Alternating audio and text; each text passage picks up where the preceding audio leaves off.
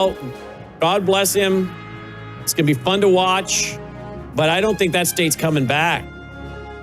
I really don't. May God save America and Minnesota. Take care.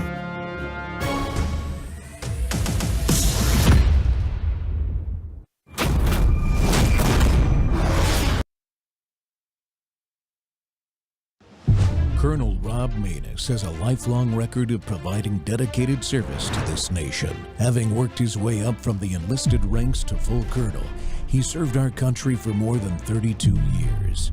He has served as a bomber squadron commander, bomb disposal technician, Joint Chiefs of Staff Operations Officer, assisted the National Security Team with the campaign plan for the global war on terrorism. He authored the first theater nuclear war plan, and served as the Vice Commander of America's largest airborne intelligence wing. Colonel Rob Maness is a true American hero.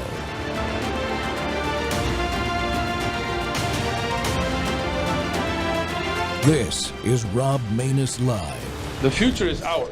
Every ideal nightmare of a Muslim Europe will come true. They can be as mad as they want. I don't care. America will be a Muslim country. Russia will be a Muslim country. Islam will enter every house, inshallah. But we have to be a part of that change and never, ever apologize. We're unapologetic. Never, ever compromise. We're uncompromising. When people say that Islam is not compatible with Western society, with a pluralistic society, this is exactly what we are talking about. You have this imam who is just casually saying in the UK out loud that America is going to become a Muslim country, Russia is going to become a Muslim country, that Islam is going to enter every house. Now, I don't know about you guys, but when I hear that, I don't think of a missionary project. I don't think of Islamic proselytizing. I don't think of him referring to Muslims converting people over to Islam through love and acceptance, which, by the way, is not really a large factor in the growth of Islam. It's primarily driven by high birth rates. But he's clearly not talking about faith or a personal belief. He's referring to a political takeover. His language is the language of conquest, and that is the language of people who think that the West is weak enough for them to come in and replace. The United Kingdom, where this imam is saying this, proves why they feel so bold enough to say this. Look at what's happening there. Nobody in America gets told any of this, but in parts of London and Bradford and Birmingham and Luton, the police won't even enforce basic laws if it risks community tensions. They have totally redefined the definition of Islamophobia to include race when Muslim is not a race. Their politicians have no backbone. They have no spine. They have entire neighborhoods where extremist preachers literally have more influence than the parliament. There are schools where kids are bullied for being too Western. Politicians as well as police and authorities have openly admitted that they don't talk about this. They don't say a word because they're terrified of offending the wrong people. It has gone beyond the idea of diversity. It has become a cultural surrender, and I'm sorry, the UK's done. There is no recovering from what has happened to the UK. And I already know that people are going to come in and say, oh, well, this imam doesn't represent all Muslims. Obviously, I know it doesn't. Most Muslims, or at least a lot of them, don't want any part of this ideology of the takeover, but this is the strain of political Islam. This triumphalist, we're going to dominate the West mindset is very real, and pretending that it doesn't exist is, again, exactly how the UK got caught flat-footed in the first place. Every warning was dismissed as racist or Islamophobic until the reality became too obvious to hide. And by the way, since the 60s, the UK's public opinion have continuously shown that they reject the influence of Islam in their society, and that they think the immigration policy has been horrible, and they think that too many people have been coming into their country, and their politicians did nothing. And I'm sorry, but this whole we're never going to apologize, we're never going to compromise, never water anything down in our religion, it's not religious devotion. It is, again, political absolutism. That is a vision of society where pluralism does not exist, where you cannot disagree, where you do not coexist with people, you overtake them.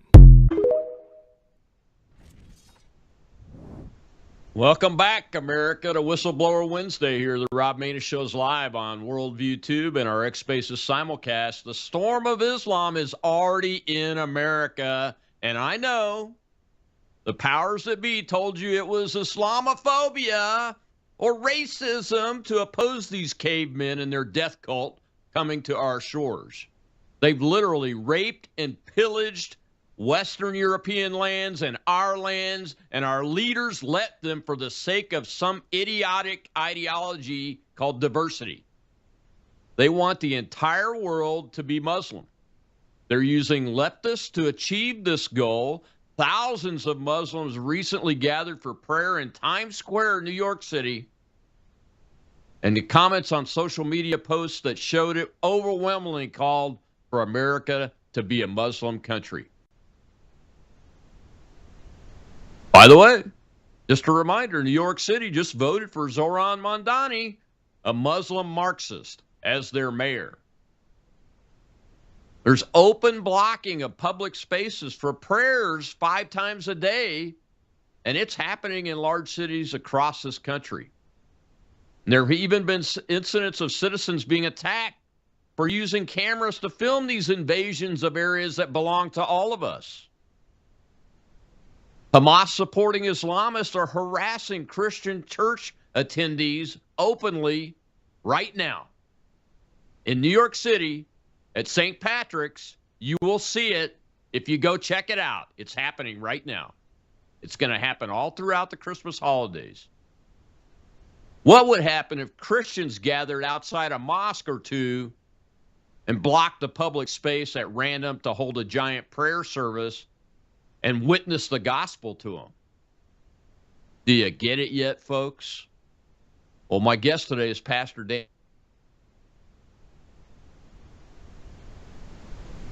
Gulfport, Mississippi. He's another shining example of a Christian husband, father, and brother. He hosts a show called Freedom Frontline. Check it out.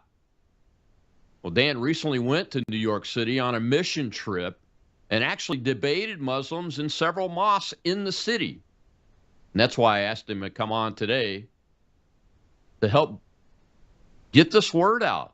And it really shouldn't be on Whistleblower Wednesday. You should already know this. That young man that just did that video is fantastic. I don't know if he's being paid to do it or not, but he understands how to articulate the right message. It's coming. It's here already. And if you wait until things happen like what's happening in the UK right now, it'll be too late. Dan, welcome back to the Rob Maness Show. Rob, thanks for having me on. And it's always a pleasure to be on your show and to talk about the United States of America. And I want to say right from the beginning, thank you for blowing the whistle on what's happening. And I wish that more people would have these type of conversations, because here's what people need to understand about the Muslim world is that it is much different. It is much different than Christianity.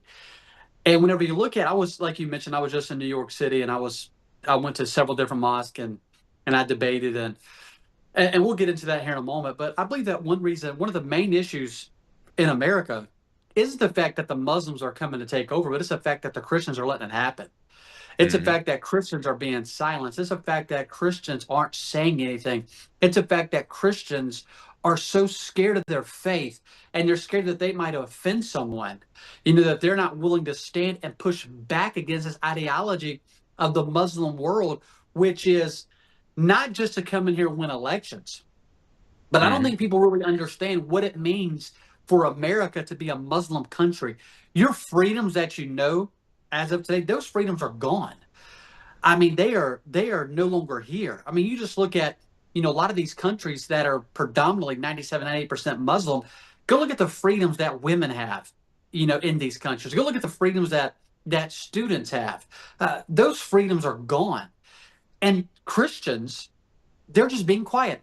Listen, I'm a President Trump supporter. I have a right here on my desk. I've got an autographed Donald Trump, Make America Great Again hat. But if we keep allowing and if we keep promoting these Muslims, that Make America Great Again will never happen. It's going to turn into Make America American again, because it's going to turn into a Muslim country. And so I am not a proponent at all of promoting any type of Muslims whatsoever, whether in the White House, whether in City Hall or county courthouses. We cannot promote this Muslim religion I'm hearing people say it's a peaceful religion. What have you ever not read the Quran? I have a Quran sitting right over here, here in my office. Yeah. And I can point out several passages where they talk about killing the infidel. And ladies and gentlemen, the infidel that the Quran is referring to is Christians. That is the infidel. They don't want to come here and just win elections. They want to come here and take over. They want to do away with our very way of life. And if the Muslim world if they get what they want, that's exactly what they'll do. Rob, you mentioned I was in New York City. My son and I went there on a mission trip, and we had about 30 or so teenagers. And my son was in a very strong Muslim Albania. It was an Albanian Muslim neighborhood, very strong Albanian Muslim. So he was teaching the children and the teenagers in this Muslim community about Jesus Christ. And these Muslims, they allowed their children to come. Very poor area. They allowed their children to come. And of course, we had games and candy and all kind of things for the kids. While my son was doing that, I went to the mosque. I went to the Albania mosque that's ran by Albanians, and then I went to a mosque that was ran by Iranian people from Iran. Iranian Muslims is what they were called. Yeah. So I was in this Iranian Muslim mosque, and I was there. There was probably 150 men that was in this room with me. I was sitting at a table by myself. There was another Muslim table. I had about 6 or 7 Muslims at that table, and there was the imam, this older Muslim was there, and he asked me right off the bat, like within the first 7 or 8 minutes, he asked me where I believed that Muhammad was at. He said, "Where do you believe Muhammad is at?" And I didn't want to answer the question because I knew that once I answered that question, this debate was over. They was going to, I didn't tell them what could happen. I was by myself. And I didn't want to answer the question. So I said, I'll get to that later on in the debate. Well, he came back and asked me again, and he asked me again. And I said, and I was trying to be very, diplomatic, very, whatever. But I answered the question because he wouldn't leave me alone about where I believe Muhammad was at. And it has nothing to do with the fact that he was a Muslim or he wasn't, a Christian. It has everything to do with his relationship with Jesus Christ. Right. And so I said where I believed he was at. And boy, these guys went crazy. Like they began to curse me. I mean, they ran me out of this mosque and told me never to step back foot on their property again. And they invited me. I mean, I was the invitation. They invited me to come. So then the next day I went to the Albanian mosque and I was sitting there, same thing, 150 men sitting in the room. There was 6 men at a table.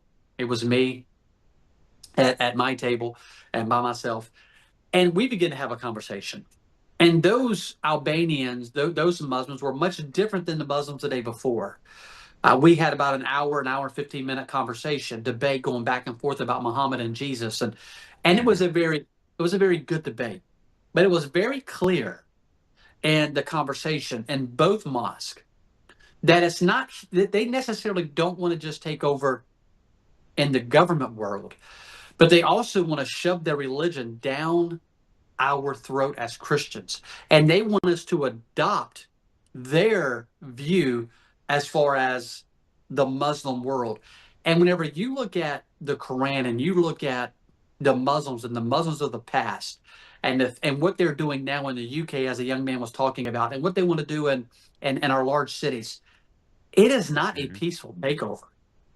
I mean, they want to absolutely destroy the very foundations that this country was built upon is what they want to do. And if they have their way, and if we continue on the path that we're on right now, you and I will see it in our lifetime as it is growing increasingly. The numbers are growing every single day. And Rob, I believe one of the main reasons and the main part of that is because so many Christians are just so quiet. I hear preachers say, I don't want to say certain things from the pulpit because I don't want to offend.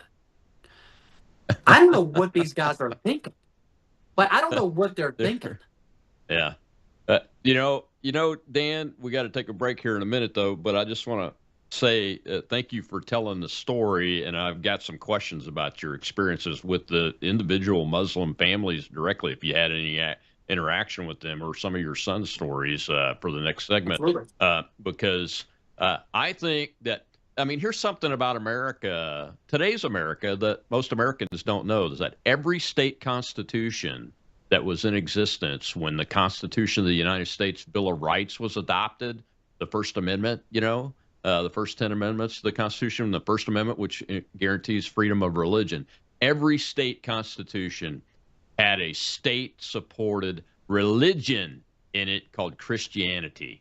And that is what a lot of people don't realize. And we have gone through 250 years now of this peeling away layer after layer after layer, where now we have pastors in the pulpit that have no spine. They do not have the courage, and worst of all, they don't have the knowledge that's needed to properly talk to their congregations about this subject. And I'm glad you joined me today, because we need a pastor that can talk about this subject. Dan, we'll be right back after this commercial on Worldview Tube.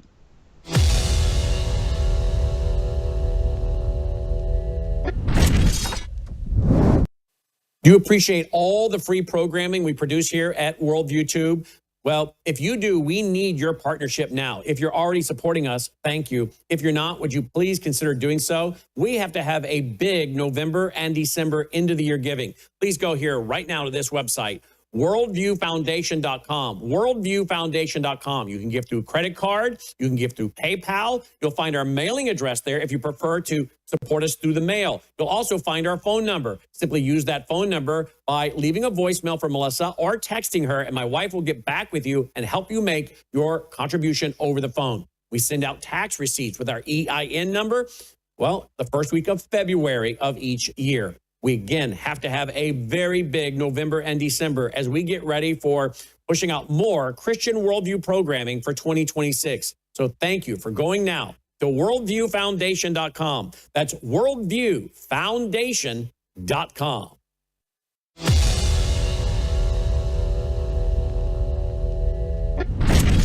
When I was an extremist, Islamist, fundamentalist, I would only vote left. Why is that? I saw them as very stupid. I would fear the conservatives because they come with principle. That's not someone they can brainwash. But the left, I know they have no values and no principles to begin with. I dare you to find one Islamic extremist that votes for Donald Trump. Never do it.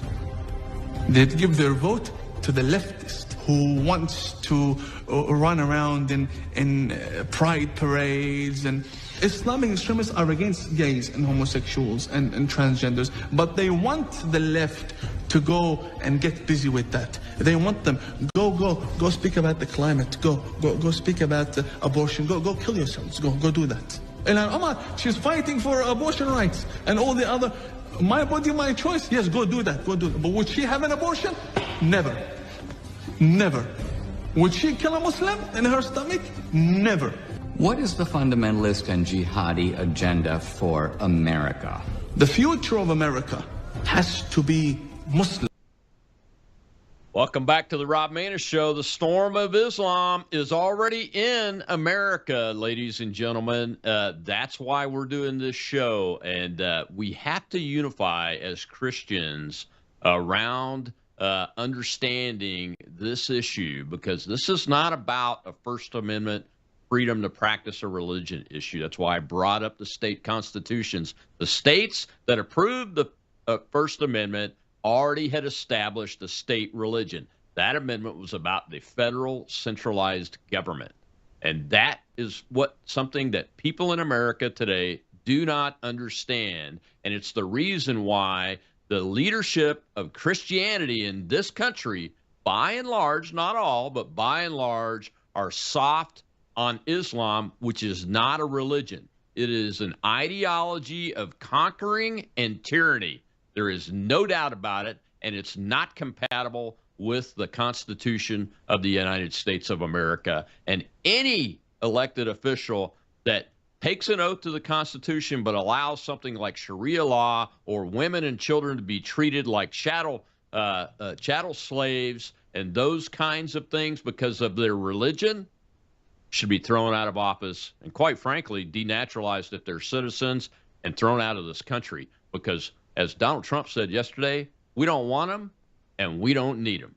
And we're going to save our culture and we're going to save our society. And my guest today is Pastor Dan Carr a good friend of mine from right here, and he is not one of those pastors that lacks the spine and courage to speak out about this issue. Dan, welcome back. I appreciate you, man, for being with me today to discuss Thank this. you, It's Rob. Thanks very for having me on. important. It's very important, and yesterday I did a show on Christian Zionism with the CEO of Worldview 2, Brandon House, because he's done a 3-part series now on why he's a Christian Zionist.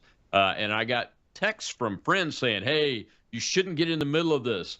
This is dangerous, Rob." And I said, "No, I have to get in the middle of this. I'm a Christian, and I support the Israel of the Bible. I have to get into this. It's my not only my role, it's my right and responsibility. And this issue of Islamism, I have to get into it. I've been dealing with Islamists since I was a boy. When I first lived with them started living with them in North Africa at about 9 years old, and it's gone all the way up through my life. I'm 64 years old now, and I'm doing this show today for the purpose, because I've been through 9/11, 20-something years of the global war on terrorism, and it wasn't about any other type of terrorist except for Islamic terrorism from a United States perspective, Dan.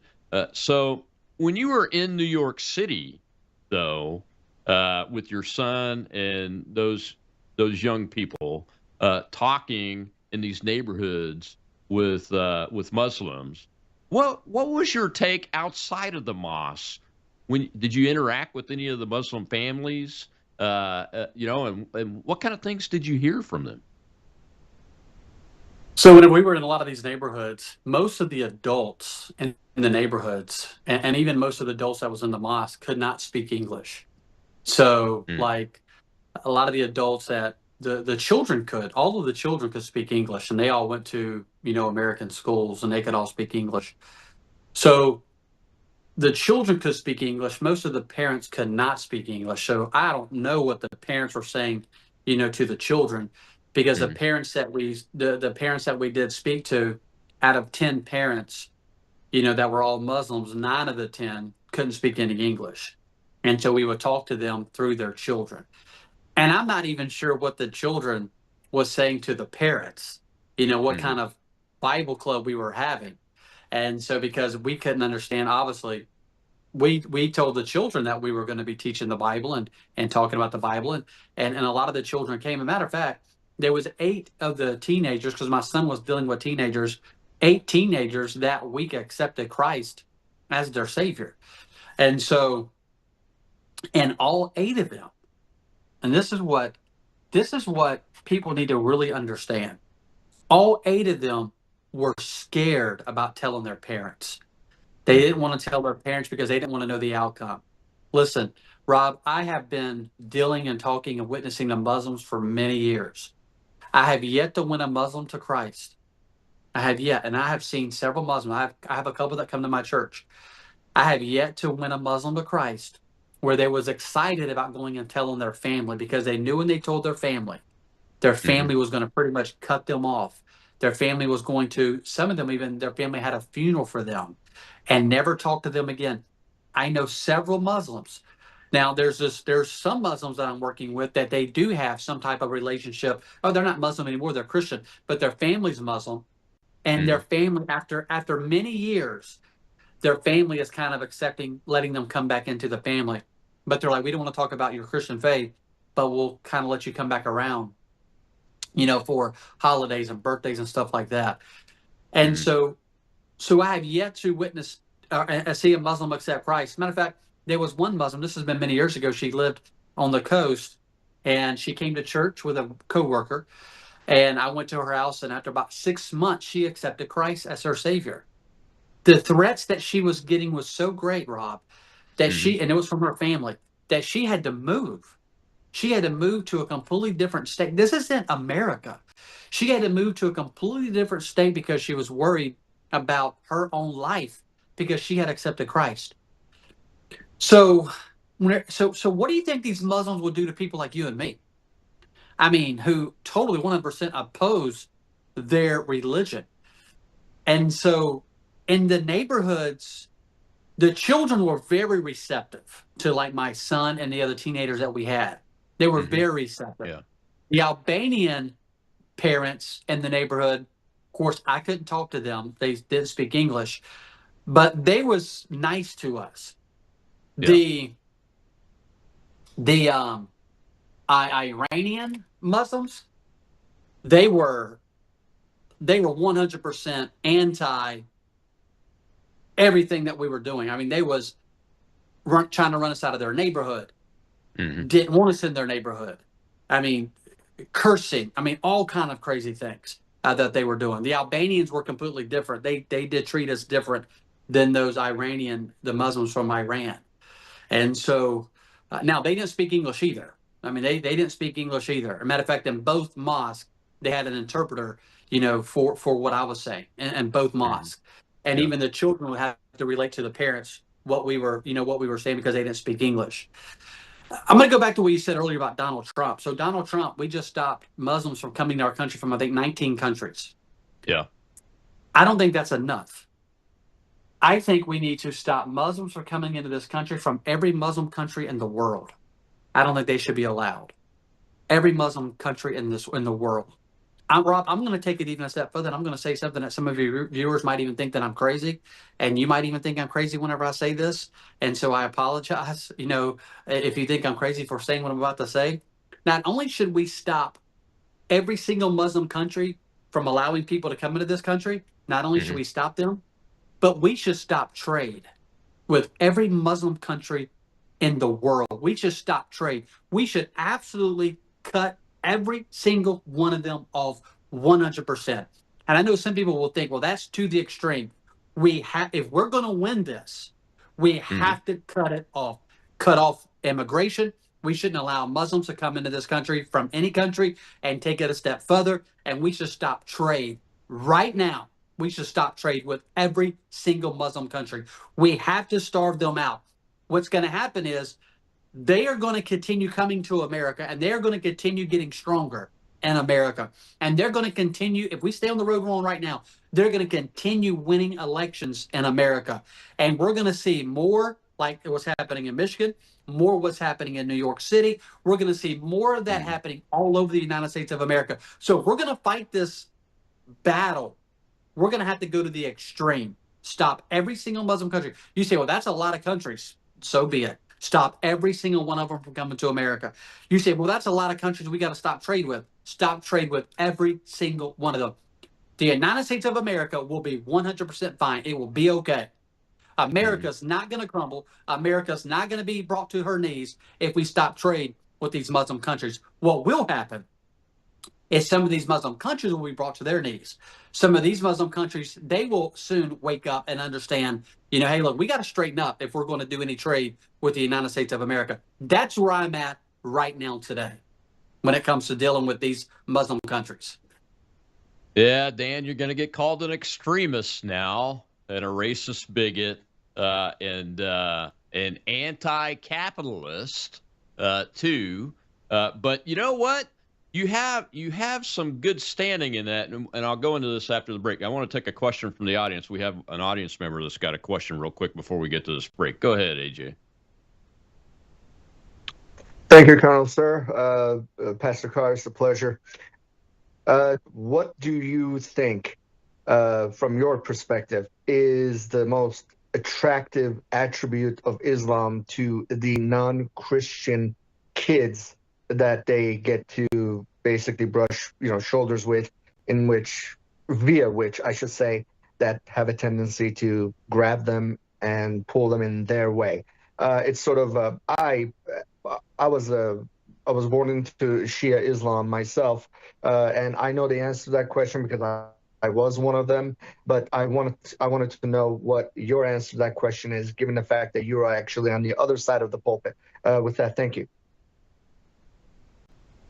So I've talked to a couple of Christians who converted over to Islam, and then they converted back to Christianity. And so, matter of fact, there's one young man right now that I talk to almost every single day. He was Christian, grew up Christian home, converted over to Islam. He has just recently converted back to Christianity. And here's what he said, and I'm going to use his words verbatim, if I could get it 100% accurate. And this speaks to the detriment of the church in America. And I'm going to get to that here in a little bit whenever it comes to talking about what we need to do. If we get this far, talk about what we need to do. But here's what he said. When it comes to the church, he felt as if the church didn't need him, was one thing that he said. He felt that he wasn't accepted in the church, is another thing he said. And what he said about the Muslim mosque that he started going to and he started having fellowship with these people is that they had accepted him for who he was and how he was. And here's what he said that kind of blew me away. He said he felt more love in the Muslim community than he felt in the Christian community. And that really tore at my heart whenever he said that. And because whenever you look at the church, ladies and gentlemen, the reason why we're talking about this problem, it's not a government problem. It is a church problem. It is an issue that we're having because the church is not doing what it should do in these communities.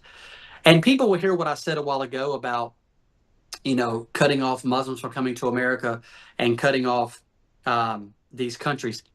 Listen, it's not the people that I'm cutting off. It's not the people that I want to cut off. It is that ideology of the Muslim religion that I want to cut off. I love people. I enjoy being around people of all walks of life. I enjoy being around people from all different types of nations. I just got back from Mexico last week.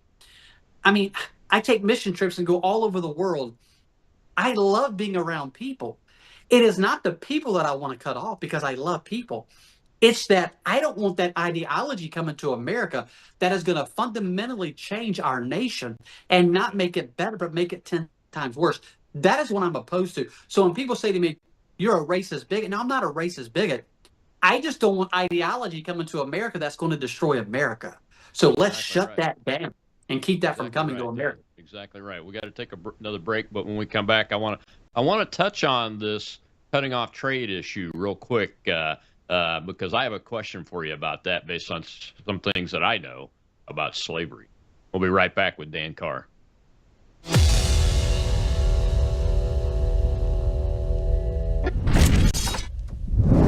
News is moving faster than ever, and so are we.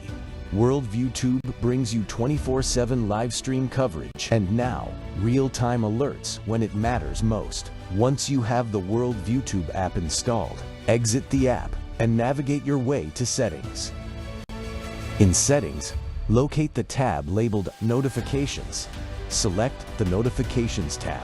Scroll down until you locate the Worldview Tube app icon. Select the tab, and here you can turn on and customize your notification experience for the Worldview Tube app.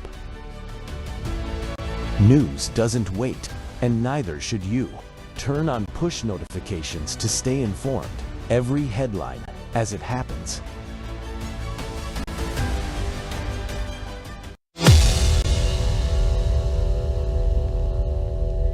We're done hiding.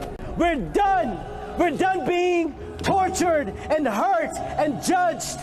This is the correct religion. This is the religion that all of humanity needs to be upon, of Islam. And we will not stop until it enters every home. So I want you to repeat after me. I want to hear it in every single district. It should tremble. Brooklyn should hear it. The Bronx should hear it. Queens should hear it. Say it as if the Ummah depends on this, my brothers and sisters. La ilaha illallah. La ilaha illallah. Muhammadan Rasulullah. There is no God worthy of worship except Allah, the God of Jesus, the God of Moses, the God of Abraham, and the God of the last and final prophet Muhammad sallallahu alayhi wa sallam. Welcome back to the Rob Maness Show on Worldview Tube, and we're live on our X Spaces simulcast too. And I know we're having some audio difficulties with that because of the X platform and their third-party provider. Hopefully, you guys are providing feedback to X about that, and they'll get this problem fixed. It's been going on for several weeks now, if not months. And my guest today is Pastor Dan Carr from right here in our hometown here in Gulfport, Mississippi. But Dan is also done many missions around the world and was recently up in New York City, and that was in Times Square just days ago, folks, not very long ago, right there. And that guy is, aside from committing blasphemy from a biblical perspective, is an example of what the conquering nature of Islam, political Islam, is all about. It's where jihadism comes from, the violent takeover and the violent attacks on other nations, especially Christian nations.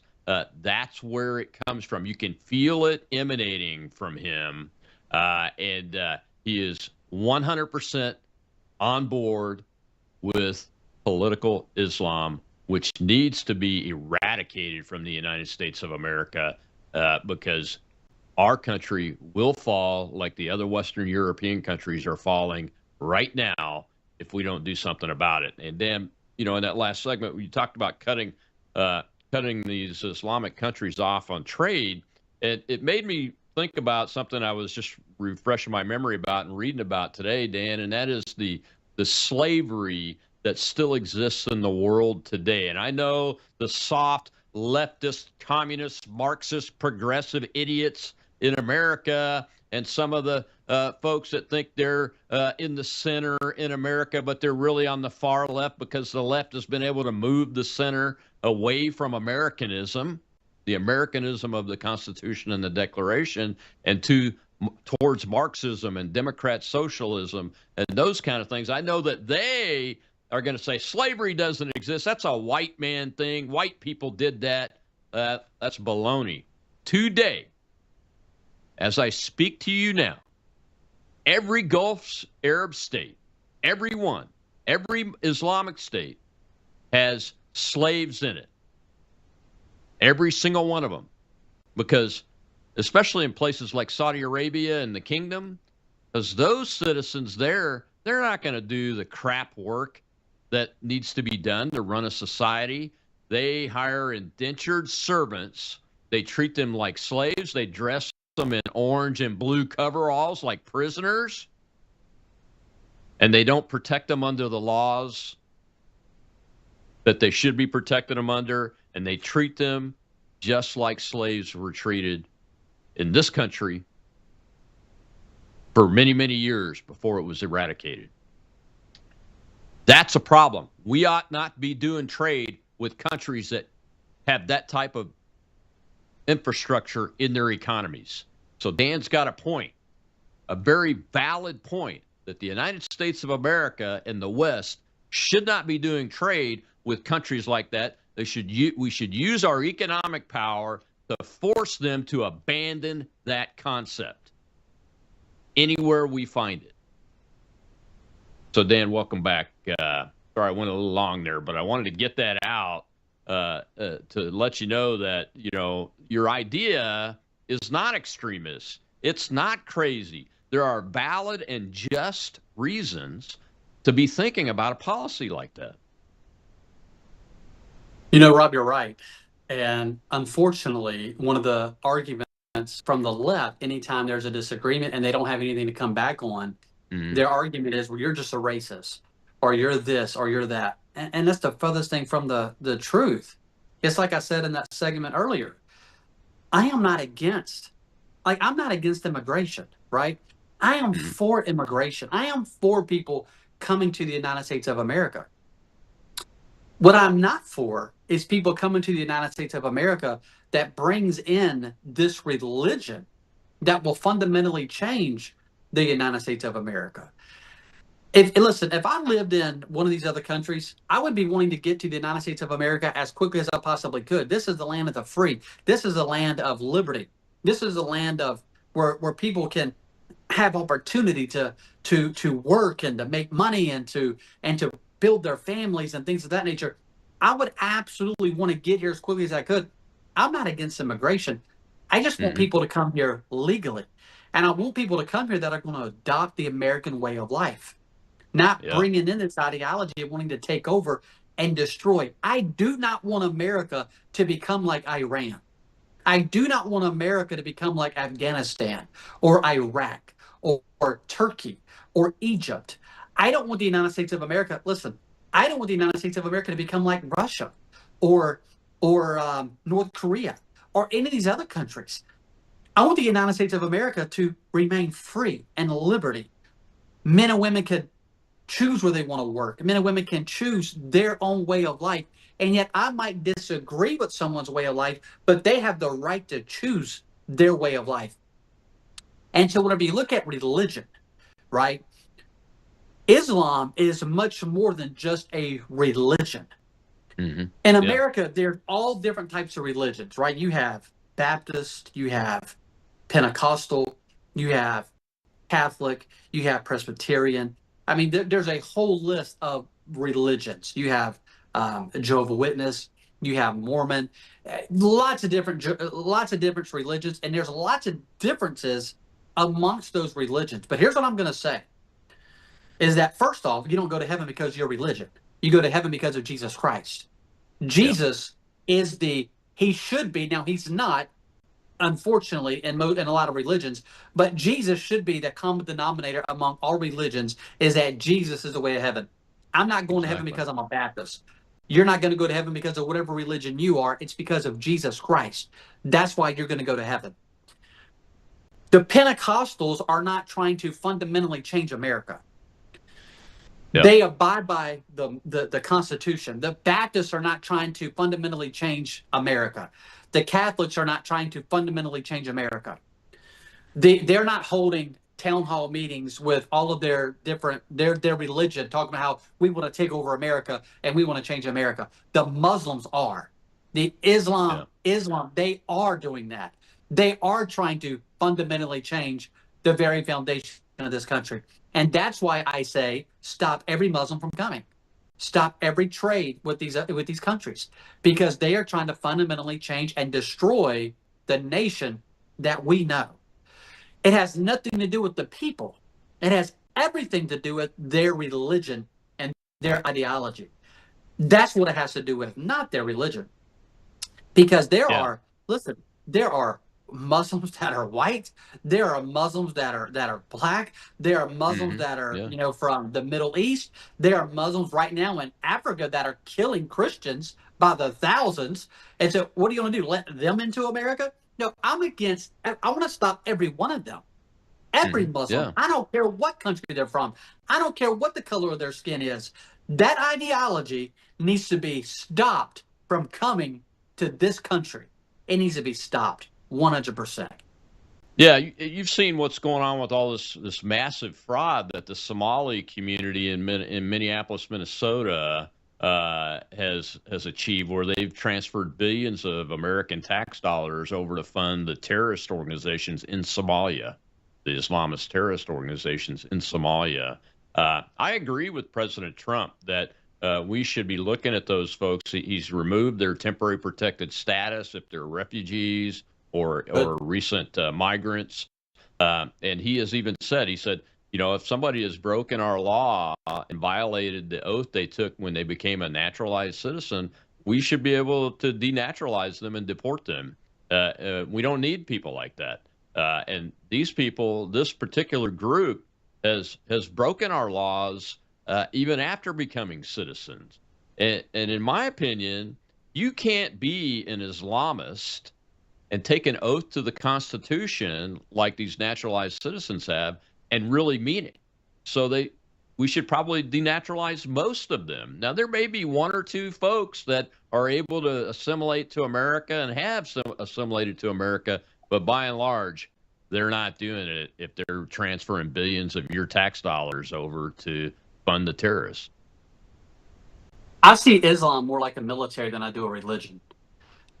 Because whenever you look at, military, which I believe we have the greatest military in the world, our United States military, there's none like it. None ever has been like it. None ever will be like it. The greatest ever. But whenever you look at Islam, we almost need to quit calling it a religion. It's a military, and they are militant, because they'll get very, very brutal fast. I mean, they'll get physical very fast, and they want to take over, and they want to change the laws. But they don't want to change the law by doing it. Let me give you an example. We have a constitution, and there has been constitutional amendments, correct? Mm-hmm. Yeah. We have several constitutional amendments. And there's a way, if we're going to amend the Constitution, there's a way to do that. We have a proper way to amend the Constitution, correct? Correct. They don't want to change the Constitution constitutionally. They want to change it by force. They want to shove their laws down our throats by force, not by constitutional amendments. So that is one way you look at it and say, these people, that's not a religion. That is a military.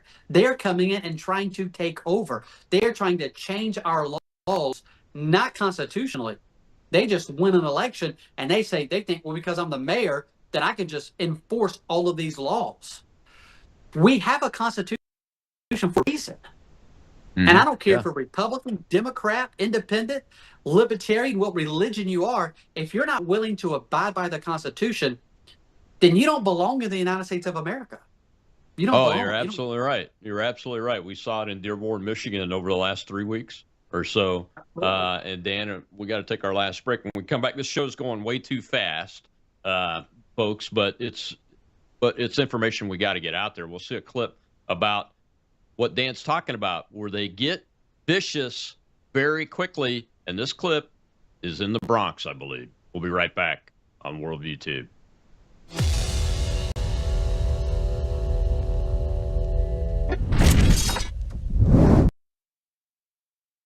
But with Brandon, it's always cutting edge stuff happening in the world, and it's not just from the political angle, because you can get that on other platforms, but it's always from the biblical angle. So you're dealing with a guy that loves Jesus. You're dealing with a guy that's very intelligent.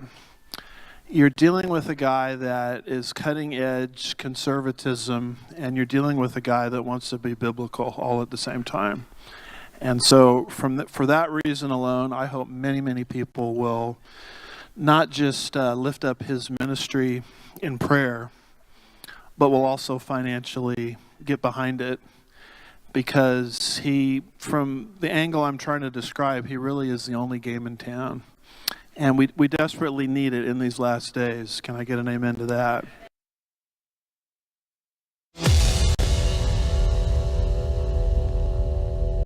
I can't, because this is America. But you cannot take us. Who? Who said? Me. What gives you special privilege? You cannot take us, please. Who said that? You cannot do that. Don't touch my house. Happening right now in the Bronx.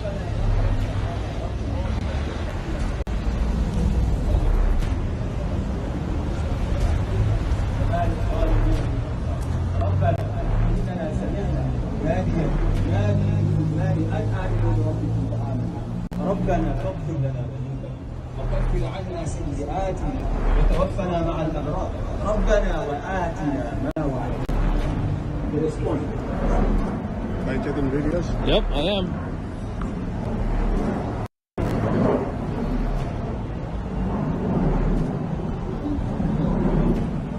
What happened? You want to ask me why I'm taking video? Yeah. Because I can't, because this is America.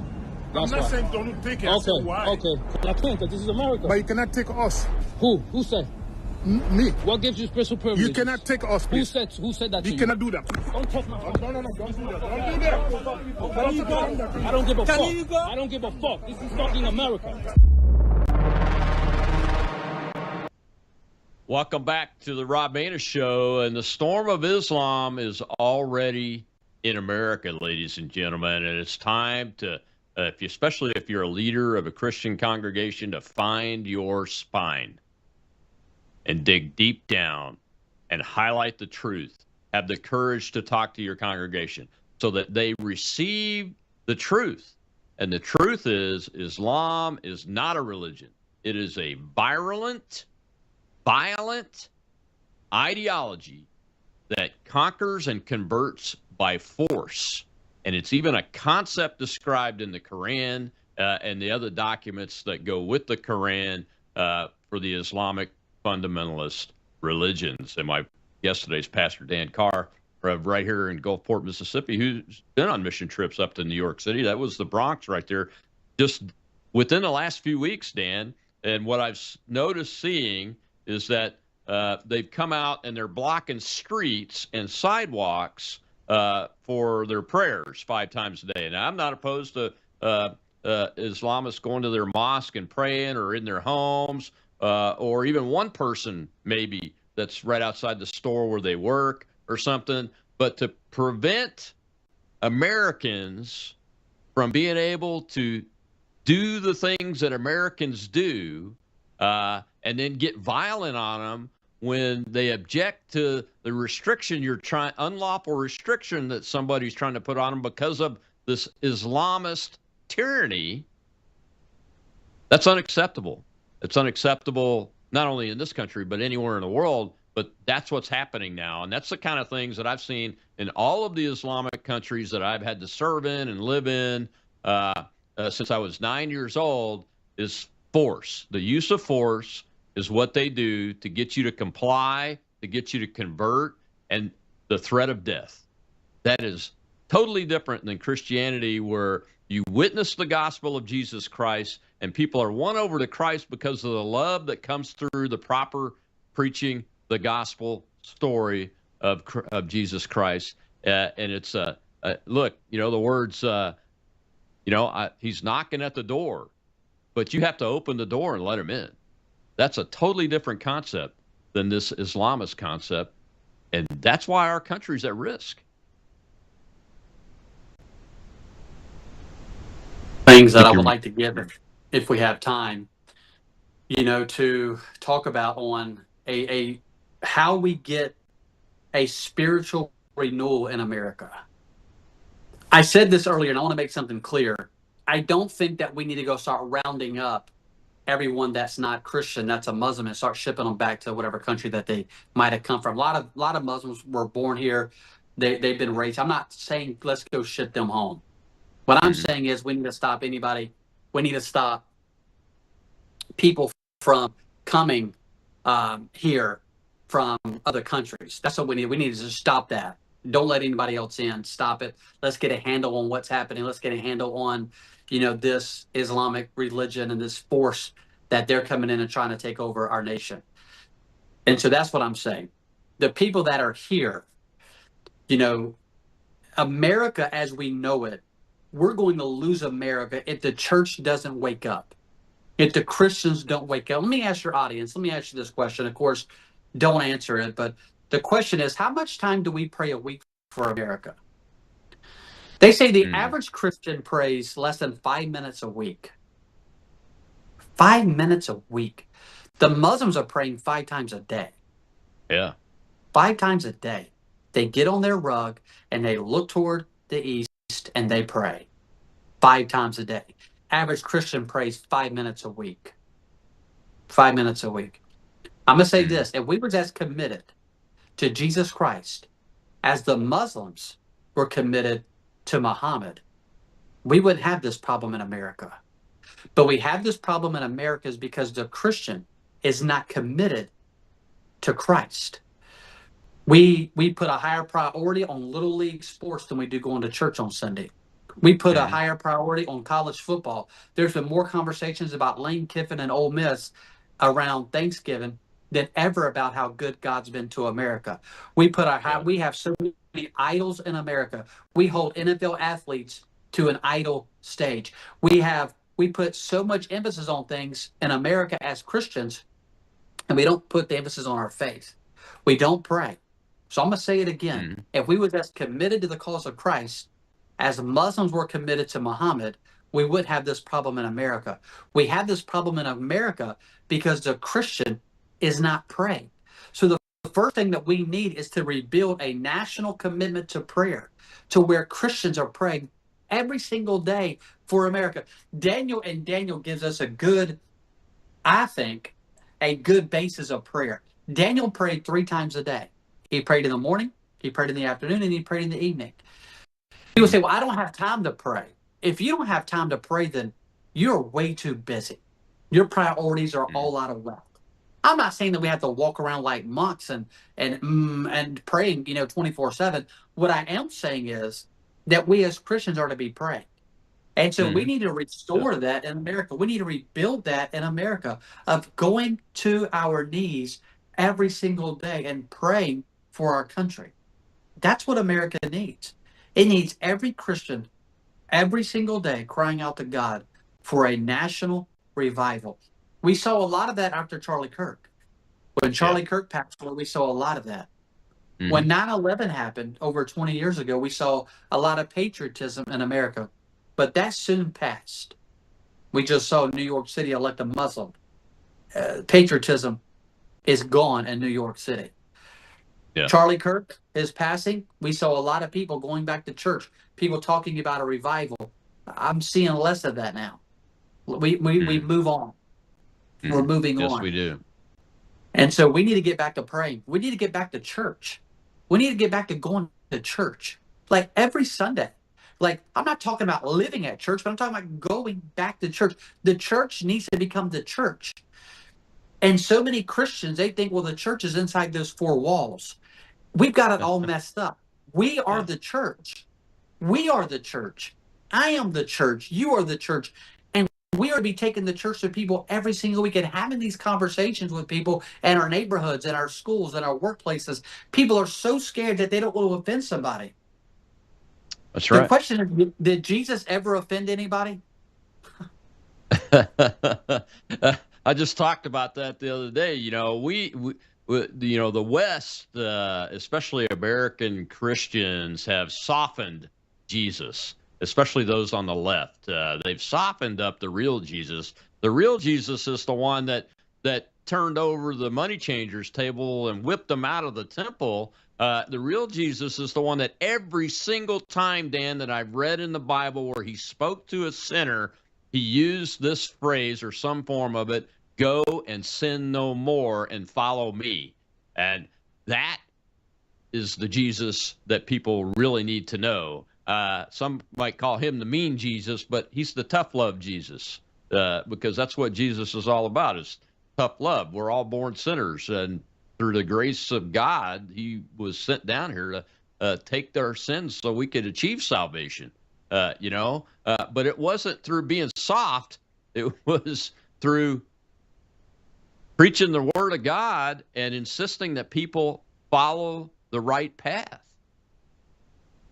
Yeah, there was this preacher the other day, he got it from behind his pulpit and he started talking about how he was no longer a man and he was a transgender now. That's garbage. That is wicked and straight out of the very pit of hell. People want to act like Jesus would accept that mess. No, he wouldn't. He wouldn't accept that. That is garbage. No, absolutely. Garbage. Matter of fact, that person's not worshiping God or Jesus. They're worshiping Satan and his demons, as far as I'm concerned. He's not worshiping the same God that I'm worshiping. That's for I'm sure. Yeah, and neither is Islam, by the way. That's right. I do not believe for a second. That's why I used the term blasphemy in that one clip where the guy was talking about that Allah is the God of Jesus Christ and Moses and Abraham, and that's not in my opinion. Not because the Quran takes you way far afield of the God of Abraham and the path that Jesus Christ has given us to salvation, in my opinion. We got a couple minutes left. I got a hand in the audience. I want to take that real quick, give you a chance to respond to him. Go ahead, Shell. Buckster, sir.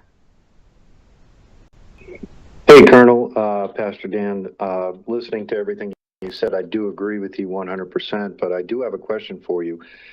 What do we do about the leadership in this country? And I'm not necessarily speaking about President Trump and people inside his administration, but, people in Congress for the last 20, 30 years, they've allowed this, gone along with the narrative, and pushed us as Americans to accept the Muslim Brotherhood and Muslims in this country. What do you think we should do about that, sir?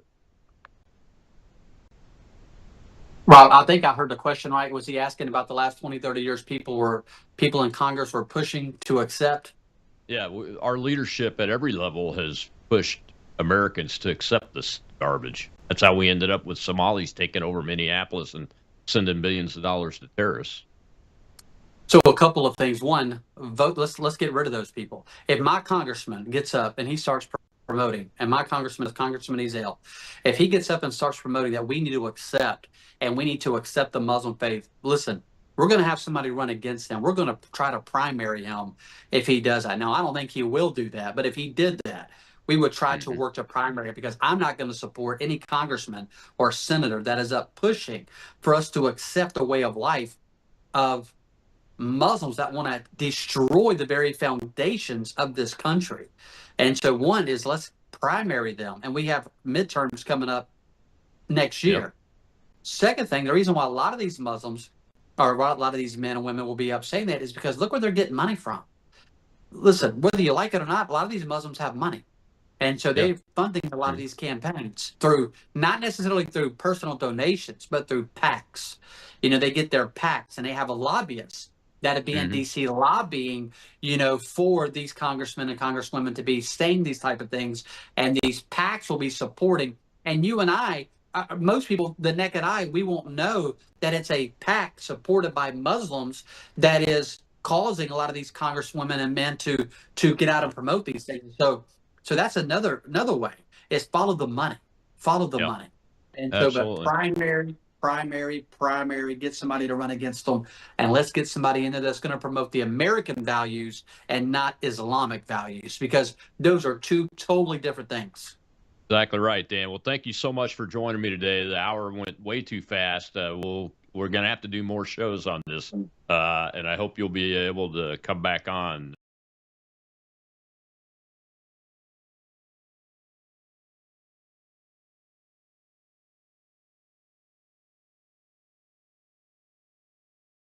Afraid, and that's what we need. We need Christians and pastors and leaders in our community and elected offices that are not afraid to tell the truth to the American people and get them focused on this threat, because that's what it is. All right, I'll be out tomorrow on Truth Thursday, and I'll be back next Whistleblower Wednesday, a week from today, with Emerald Robinson, talking about the biggest story in America that the corporate media refuses to cover, the election fraud that's been uncovered that emanates out of Venezuela. That's right. That's where the Dominion company from the machines was emanated from, and Emerald has got the story. I can't wait for that show. I'll see you then on the Rob Maness Show.